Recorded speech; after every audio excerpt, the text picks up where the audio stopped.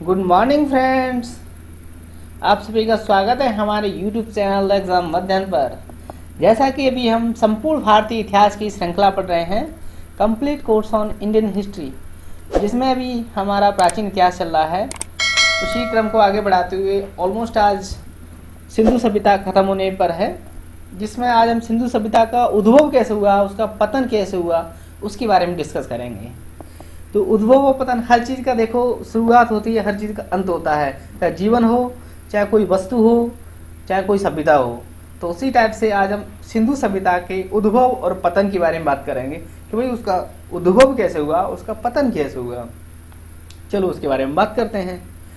तो देखिए, जो उद्भव के बारे में या पतन के बारे में, जो वहाँ के जिन्होंने इनके बारे में खोज किया है, जिन्होंने इसके बारे में जानकारी इकट्ठा किया है, जो इतिहासकार है, पुरातात्विक वेदा है, भूगर्भ शास्त्री हैं, तो उन्होंने कई प्रकार से मदद दी है। किसी ने कुछ दिया है, किसी ने कुछ दिया है ना, किसी ने कोई अदर बेस बना के दिया है, किसी ने कोई दूसरा बेस बना के दिया है।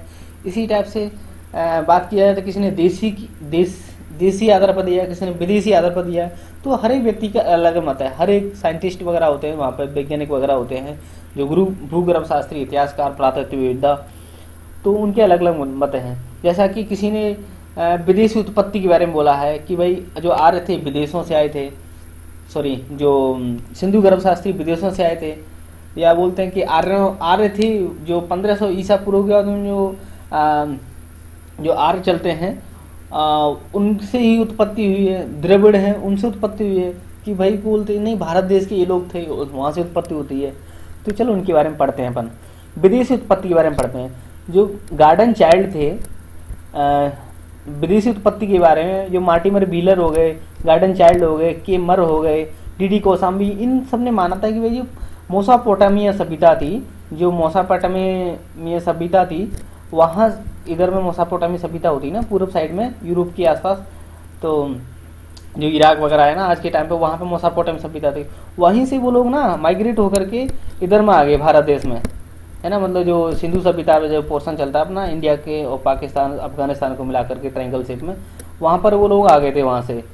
तो लेकिन इस मत को भी नहीं माना है। क्यों गलत? क्योंकि वहाँ के जो लोग थे उनके लक्षण कुछ और थे, उनकी परिस्थिति कुछ और थी, उनके कार्य कुछ और थे। तो इस प्रकार से मत को भी नकार दिया गया है। अभी आर्यों की उत्पत्ति से बोलता है। इसकी जो प्रतिपादक है, जो लक्ष्मण स्वरूप सहाय और रामचंद्र, इनका मानना था कि आर्य बहुत पहले समय भारत में आ गए थे, है ना, और इन्होंने सिंधु सभ्यता को जन्म दे दिया था।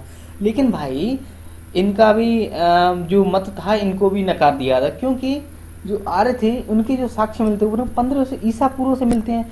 जो कि पता है भाई, जो सिंधु सभ्यता उसके तो 1750 में बिल्कुल ही नष्ट हो जाती है, उसको कोई साक्ष्य मिलते ही नहीं है।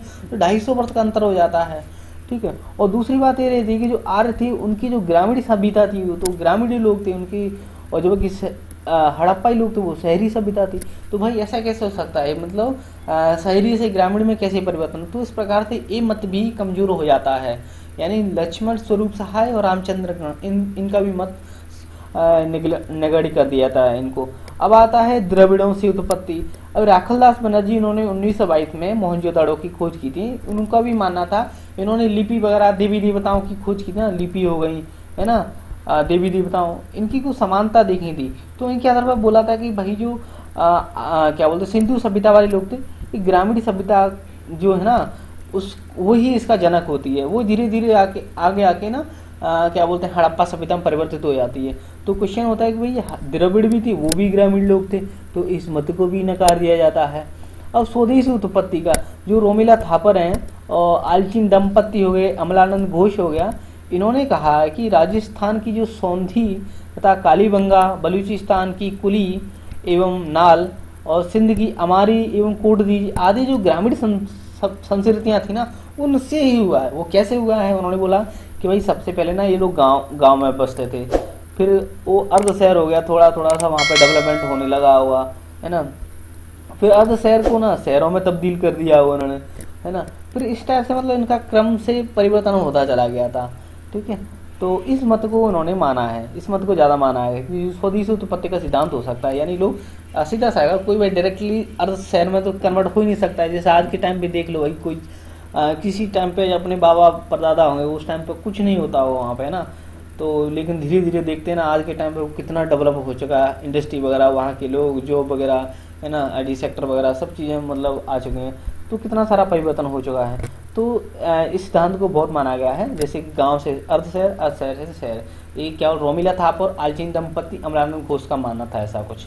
ठीक है, अभी ये उत्पत्ति का सिद्धांत हो जाता है। अभी पतन के बारे में बोलते हैं कि भाई हड़प्पा सभ्यता पतन कैसे हुआ। देखो अभी बोला था मैंने ना कि किसी चीज़ का यदि उद्भव होता तो पतन भी होता है। जैसे किसी लाइफ का भी, भाई कोई आदमी भले 100 साल तक जिंदा रह जाए बट उसको मरना तो है ही आखिर में।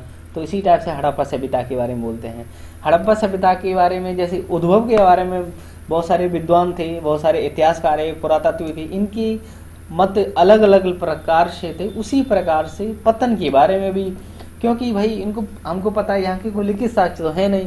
क्योंकि जैसे अंग्रेजों के बारे में अपन को क्लियर पता है भाई कौन से टाइम पे कौन आया, अंग्रेज आया था, कौन वायसराय था, किसने क्या बोलते सती प्रथा का अंत किया था, कौन 1857 की क्रांति के समय था, है ना, किसने एजुकेशन को प्रमोट किया, किसने रेलवे का बिछाया था। ये सब चीज़ों के बारे में अपने लिखित साक्ष्य मौजूद है ना। बट वहाँ के लिखित साक्ष्य मौजूद तो हैं बट उनको उस लिपि में लिखे गए, उनको पढ़ा भी नहीं गया है और पूरी तरह से साक्ष्य भी नहीं है। तो केवल वहाँ के जो पुरातात्विक साक्ष्य मिले हैं, जैसे कि मोहर वगैरह हो गई, वहाँ के जो कुछ वस्तुएं वगैरह मिलती हैं, ठीक है, खुदाई से उत्खनन में, है ना, तो उसी से अपन को अंदाज़ा लगाते हैं, है ना। तो यहाँ पर अपन देखते हैं कि पतन जो है ना वो दो प्रकार से होता है, उसके दो सिद्धांत बताएंगे। एक तो आकस्मिक, भाई एक साथ खटाक्षण हो गया, ठीक है, एक धीरे धीरे क्रमिक पतन होता है। तो आकस्मिक पतन में बहुत सारी चीज़ें आती है, जैसे कि भाई बाह्य आक्रमण किसी दूसरी कंट्री ने, जैसे कि अभी देख रहे हैं ना यूक्रेन ने, भाई रूस ने यूक्रेन पर हमला कर दिया, ऐसे बहुत सारी, अमेरिका ने दूसरे देश पर हमला कर दिया, ठीक है। तो उसी टाइप से आक्रमण वगैरह हो गया, बाह्य आक्रमण कर दिया हुआ। ऐसा मानना है कि मतलब सिंधु सभ्यता के बाद में तुरंत ही मतलब 250 वर्ष के अंतराल में आर्य लोग आते हैं, वैदिक सभ्यता आती है, तो इन लोगों ने आक्रमण कर दिया, जलवायु में परिवर्तन हो गया, नदियों का मार्ग परिवर्तन हो गया, बाढ़ का प्रकोप आ गया, महामारी आ गई होगी, प्रशासनिक शिथिलता, आर्थिक विपन्नता, बहुत सारे कारण रहे होंगे, ठीक है। तो जैसा कि अपन को पता है कि 2500 ईसा पूर्व से लगा करके 2500 से लगा करके 1750 तक, है ना, 1750 तक ऑलमोस्ट अपनी ये सभ्यता चलती है, ठीक है। तो 600 वर्षों तक ये लोग रहते हैं, और 1700 के आसपास जाके ये लगभग मतलब पतन की ओर लगने लगता है कि भाई इनका पतन होने लगा है, ऐसा अपन को साक्ष्य मिलते हैं। तो इतनी विस्तृत सभ्यता का अंत किसी परिणाम स्वरूप तो हो नहीं सकता, ऐसा तो नहीं मान सकते, इसमें बहुत सारे कारणों का योगदान रहा होगा। चलो तो इसके बारे में देखते हैं अपन, ठीक है। सबसे पहले देखते हैं बाह्य आक्रमण। बाह्य आक्रमण जिसके प्रतिपादक जैसे कि मार्टिमर व्हीलर होते हैं, ठीक है, और स्टुअर्ट पिगट होते हैं, गार्डन चाइल्ड होते हैं, ठीक है, बहुत सारे इतिहासकार हैं। इन लोग मानते हैं कि बाह्य आक्रमण ही था। और बाह्य आक्रमण कौन था भाई, सीधा सा आएगा कि 1750 के बाद हम 1500 ईसा पूर्व की समथिंग कौन आते हैं, आर्य आते हैं, तो इन्होंने आक्रमण किया होगा, ये लोग ऐसा मानते हैं। तो कुछ पुरातत्व संबंधी साक्ष्य हैं, उनसे पता लगता है कि मोहनजोदड़ो लोगों को लूटा गया था। देखा ना भाई, उसको मृतकों का टीला बोलते हैं। 7 बार यहाँ पर लोग मारे गए, 7 बार 7 टीले बने ऐसे ना मरे हुए लोगों के, है ना। वहाँ पर ऐसा साक्ष्य मिले, वहाँ के लोगों की हत्या की गई होगी। बलूचिस्तान में ऐसा उत्खनन से पता लगता है, लोग नीचे जलकर नष्ट हो गए होंगे, है ना। मोहनजोदड़ो 38 कंकाल मिले हैं, ठीक है, जिन पर अस्त्रों के घाव हैं, ठीक है। कुछ ऐसे कंकाल भी मिले जो हड़प्पा सभ्यता के नहीं थे। सीधा सा भाई जो लड़ाई होती है तो एक ही साइड का आदमी थोड़ी मरता है, दोनों साइड के मरते हैं। तो कुछ लोग हड़प्पा के मरे होंगे, कुछ आर्य लोग भी मरे होंगे, ठीक है। और ऋग्वेद में जो इंद्र है, इंद्र को पुरंदर कहते हैं। पुरंदर का मतलब होता है ध्रुवों को नष्ट करने वाला। और जो आर्य लोग थे वो इंद्र को बहुत बड़ा भगवान मानते थे, मतलब अनुयायी थे उनके, है ना। ऋग्वेद में हरिपुर शब्द का मतलब होता है हड़प्पा को नष्ट करने वाला, ठीक है। जिससे पता लग जाता है कि स्पष्ट हो जाता है कि आर्यों ने हड़प्पा का पतन किया होगा। लेकिन जो गार्डन चाइल्ड हो गया, मार्टिमर व्हीलर हो गया, इन्होंने कुछ सीमाएं भी देखी थी भाई साहब कि ऐसा तो है नहीं, बट इन्होंने क्या देखा था कि जो कंकाल थे जरूरी थोड़ी आर्यों के, किसी और के भी हो सकते हैं, फिर एलियन के भी हो सकते हैं, ठीक है। तो ऐसा तो हड़प्पा सभ्यता पतन 1750 में होता है, जबकि आर्य थे 1500 से करीब में आए थे, यानी 250 वर्ष का अंतराल होता है, ठीक है। तो इस मत को भी इन्होंने नकार दिया था कि भाई जो आर्य थी इन्हों के द्वारा इनका पतन नहीं किया गया है, इन्होंने आक्रमण नहीं किया था। बाढ़ दूसरा कारण हो सकता है। कोई देखो जो यहाँ पर सिंधु सभ्यता में जो मोस्टली नगर थी ना, नदियों के किनारे, सिंधु, रावी, सतलज, ब्यास, झेलम, है ना, चिनाब, इनके किनारे बसे हुए हैं। और जब बारिश ज़्यादा होती है, बादल फट जाते हैं, तो भाई बाढ़ हो जाता है। उस टाइम पर कोई डैम वगैरह तो नहीं बने थे कंट्रोल कर लेता हूँ भाई बाढ़ के पानी को।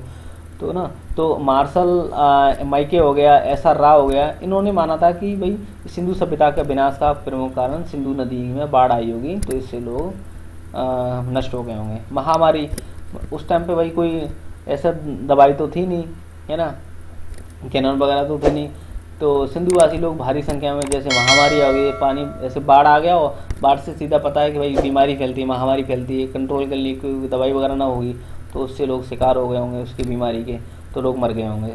जलवायु परिवर्तन के बारे में देखते हैं। देखो ऐसे R L Stein, Amalananda Ghosh, इन्होंने भी माना था कि भाई जो जलवायु परिवर्तन के कारण ही लोगों का विनाश हुआ होगा, ठीक है। तो पांडे का कथन है कि सिंधु घाटी के क्रांतिकारी जलवायु परिवर्तन और सिंधु नदी में जो परिवर्तन आया था, मार्ग में परिवर्तन आया था, इससे लोग मर गए। लेकिन कुछ लोग यहाँ इस कथन को नहीं मानते, जैसे रेक्स डायसन हो गया, जूनियर फेयर सर्विस हो गया, इन्होंने माना था कि भाई जलवायु परिवर्तन के कारण सिंधु सभ्यता नष्ट नहीं हुई है ना। नेक्स्ट आता है नदियों का मार्ग परिवर्तन। ऐसे आज भी देखते हैं कोई नदी इस तरह में बढ़ रही है कि अपन दादा परदादा के टाइम पे, लेकिन आज वो थोड़ा सा अपने मार्ग को परिवर्तन कर चुकी है, क्योंकि लोग अपना कचरा वगैरह डालते हैं ना आजकल शहरीकरण के बढ़ते हुए दबाव में, तो वो जो नदी अपने मार्ग को, उसको कचरे को नहीं काट पाती, तो नदी दूसरा मार्ग बना लेती है। तो उसी टाइप से वहाँ भी हुआ होगा। तो जॉर्ज वेल्स के अनुसार जो घग्गर और उसकी सहायक नदियाँ हैं ना, उन्होंने अपने मार्ग को परिवर्तन कर लिया होगा, तो ये भी बहुत बड़ा कारण हो सकता है। और इस इसको मधु स्वरूप ने भी इस मत का समर्थन भी किया है, ठीक है, कि रावी नदी में जो मार्ग में परिवर्तन हो उससे सभ्यता नष्ट होगी। अग्नि का प्रकोप, कुछ शहरों में देखा ना कि राख के टीले पाए गए, ढेर पाए गए, इससे अनुमान लगता है कि वहीं वहाँ पे जो नगरों में आग वगैरह लग गई होगी, तो उससे लोगों को क्षति पहुँची होगी। जल प्लावन, जल प्लावन का मतलब रहता है कि भाई जो भूमि का जो जल स्तर है ना, वो एक फिक्स लेवल से भाई ज़्यादा ऊंचा उठ जाए। क्यों हो सकता है कि वो इतना ज़्यादा डेवलप ना हो, मतलब शहरीकरण भले हों, लेकिन इतना उनकी साइंटिफिक सोच नहीं होगी कि भाई इनको मकानों को किस कदर बनाना है, कितने हाइट पर बनाना है, इन्हें फ्यूचर प्लानिंग को लेकर के। तो जैसे जल स्तर ऊंचा बढ़ा होगा, यानी ग्लोबल वार्मिंग जैसे आज के टाइम वर्तमान में चल रहा है, उस टाइम पे ऐसा हुआ होगा, तो ऐसी जल प्लावन की स्थिति उत्पन्न हो गई होगी, जिससे उनके कार्य हो गया, जो घर वगैरह हो गए, अर्थव्यवस्था हो गई, उनकी कृषि हो गई, व्यापार हो गया, उद्योग वगैरह, है ना, ये सब नष्ट हो गया हो। तो लोग मोहनजोदड़ो वगैरह इनको छोड़कर दूसरी जगह चले गए होंगे। ये प्रमुख भूगर्भ शास्त्री हैं सानी ने बोला था कि भाई सिंधु सभ्यता के विनाश का प्रमुख कारण जल प्लावन था, है ना। जैसे रावी होगी, सिंधु नदी होगी, इनकी दिशा में परिवर्तन आ गया, बाढ़ आया था, ठीक है, तो इससे प्रॉब्लम आ गई थी। जैसा कि भाई ऊपर देखा था ना अपन ने, इसके बारे में परिवर्तन के मार्शल मैके वगैरह हो गए, ऐसा इस मत को इन्होंने भी बोला था। प्रशासनिक शिथिलता, रोमिला थापर जैसे विद्वानों ने बोला था कि भाई कमजोर ढीले प्रशासनिक तंत्र के कारण अभी भाई भ्रष्टाचारी वे लोग इकट्ठे होंगे भाई अपने घरों के चक्कर में, जैसे कि आजकल के जो अपने नेताजी वगैरह करते हैं, किसी से मतलब नहीं, जनता क्या कर रही है क्या नहीं कर रही है, उस टाइम पे ऐसा हुआ होगा, ठीक है। तो प्रशासनिक शिथिलता भी इसका कारण रही होगी।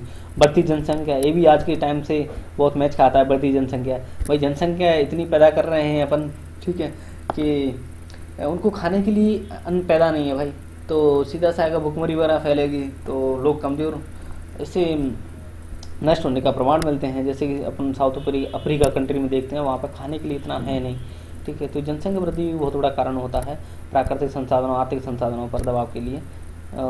तो इस कारण रूढ़िवादिता भी बहुत बड़ा कारण होती है, ठीक है। लोग मतलब जो पुरानी परंपरा उन्हीं को लेकर के चलते हैं, कोई मतलब नहीं भाई क्या परिवर्तन हो रहा है समाज में, क्या नहीं हो रहा है, बस उनको तो जो उनके दिमाग में जो चल रहा है पुरानी परंपरा कि भाई बिल्ली गैल काट के वो रास्ता नहीं झाँकना है जब तक कोई दूसरा व्यक्ति नहीं चल जाए, तो उस टाइप से कुछ चीज़ चलती है। वहाँ पे जो सेम चीज़ 2500 ईसा पूर्व की खोज हुई, 1750 तक सेम चीज़ बिल्कुल दिखती है, कोई भी परिवर्तन नहीं था 600 वर्षों के दौरान में। जैसे नगर विन्यास के बारे में, घर जो सड़कों के बिल्कुल पीछे बनना है, ठीक है, नालियों के सेप वगैरह, भवनों की जो बनावट होती है, मर्द भांड वगैरह, वो सेम के सेम, कोई परिवर्तन नहीं होता है, ठीक है। तो इससे लगता है कि भाई जो समय के अनुसार यदि परिवर्तन नहीं किया, जैसे अपन वर्तमान ज़िंदगी में भी देखते हैं, अपन प्रैक्टिकल लाइफ में भी देखते हैं, यदि व्यक्ति ने अपनी ज़िंदगी में कोई परिवर्तन नहीं किया तो डेफिनेटली वो समय के अनुसार पीछे रह जाएगा। जैसे एग्जांपल देते हैं कि जो ट्रैक्टर वगैरह की कंपनी थी, घड़ी वगैरह की MTH वगैरह जो होती ना, HMT वगैरह, उन्होंने अपने अकॉर्डिंग चेंज नहीं किया तो वो कंपनी खत्म हो गई, हालांकि उनकी जो क्वालिटी अच्छी थी। लेकिन वही समय के अनुसार परिवर्तन करना होता है, तभी अपन इस अस्तित्व में रह सकते हैं, तो ये भी कारण रहा होगा, ठीक है। आ गया था भूकंप भी बहुत बड़ा कारण हो सकता है, क्योंकि जो बेल्ट है ना ये वाला जो अफगानिस्तान पाकिस्तान, यहाँ पे भूकंप बहुत आते हैं, क्योंकि जो प्लेट्स है ना, जो एशियन प्लेट्स होती है और जो दूसरी प्लेट होती है इधर की यूरेशियन प्लेट, दोनों आपस में मिलती हैं, ठीक है, तो वहाँ पे भूकंप बहुत आते रहते हैं। तो डेल्स और लैम्ब्रिक और राइक्स का मानना था कि भाई यहाँ पे भूकंप आया था, तो इसके कारण ये सभ्यता नष्ट भी हो गई होगी। तो इस प्रकार से अपन ने देख लिया है कि बहुत सारे कारण हैं, किसी का मतलब एक मत नहीं है यहाँ पर, है ना, बहुत सारे मत हैं। लेकिन फिर भी वर्तमान में ना जलवायु परिवर्तन और पारिस्थितिक असंतुलन है ना, इसको सबसे ज़्यादा मान्यता दी गई है। एक वैज्ञानिक है, मतलब डेविड जॉनसन, ये क्या बोलते हैं, Massachusetts institute of technology USA की, इनका मानना था, इन्होंने विश्लेषण किया था, है ना, और क्या बोलते हैं, इसरो ने इसको मान्यता भी दी थी इसी के आधार पर, जलवायु परिवर्तन के आधार पर। एक और आगे छोटा सा टॉपिक है, हड़प्पा सभ्यता का व्यापारिक नेटवर्क। भाई इनका व्यापारिक नेटवर्क कैसा था, ठीक है। देखो ये लोग ना स्थल और जलमार्ग दोनों से व्यापार करते थे, ठीक है। और वस्तुओं को ढोना है तो छोटी गाड़ी वगैरह, छोटे जानवरों के गधा घोड़ा वगैरह, है ना, बैल वगैरह, इनका प्रयोग करते थे। और जो इनका जो माध्यम होता था मोस्टली उनका व्यापारिक वस्तुओं का माध्यम सिंधु नदी होता था, है ना, मतलब पानी रहता था, सीधा जल मार्ग ही रहता था। घाघरा हकरा नदियों का प्रयोग करता, गग्गर वगैरह, सरस्वती गग्गर बोलते हैं ना इसको। और जो सबसे बड़े का समुद्री मार्ग का प्रयोग करते थे, जैसा कि हमको साक्ष्य मिले ना गुजरात के बलूचिस्तान के बंदरगाह लोथल वगैरह से मिले ना अपन को, तो ये भी साक्ष्य हैं। हाँ, आज यहीं पे लेक्चर अपना समाप्त होता है। एक क्वेश्चन को देखते हुए, कल का जो क्वेश्चन था उसका उत्तर आज मिल रहा है, और आज के प्रश्न का उत्तर आपको देना है।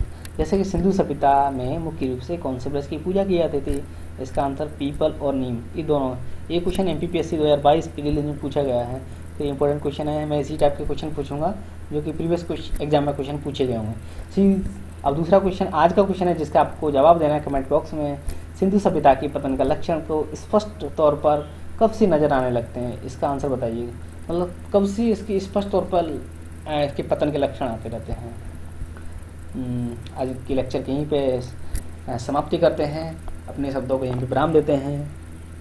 जय हिंद, जय Bharat. Please support, like, share and subscribe to my YouTube channel exam Adhyayan. Thank you.